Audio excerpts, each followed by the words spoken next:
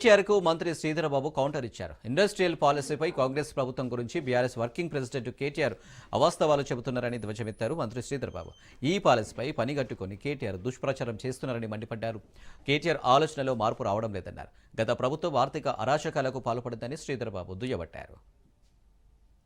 Jubilee hills election సందర్భంలో విష ప్రచారం చేస్తూ ప్రజలను ప్రక్కదారి పట్టించే ఒక ప్రయత్నం చేసినారు. మరొకసారి అదే విధమైన ప్రయత్నం చేయబోతా ఉన్నారు. ఎన్నిసార్లు ఫెయిల్ అయినా కానీ వారికి బుద్ధి వచ్చేటట్టు లేదు. టీఆర్ఎస్ సంబంధించిన నాయకత్వం ప్రత్యేకించి కేటీఆర్ గారు అనేక విషయాలు మా ప్రభుత్వ పరంగా కేబినెట్ తీసుకున్న నిర్ణయాల విషయంలో కొన్ని ఆరోపణలు చేశారు. 10 సంవత్సరాల కాలం పాటు సుదీర్ఘ అనుభవం మంత్రిగా ఉన్న కేటీఆర్ గారు ఈ విధంగా మాట్లాడుతూ ఉన్నారంటే ఇప్పటికైనా వారి ఆలోచన ధరలో మార్పు రావాలి.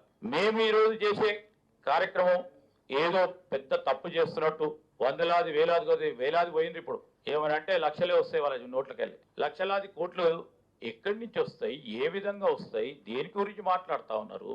ఏ విధంగానైతే జూబ్లీ హిల్స్ ఎలక్షన్ సందర్భంలో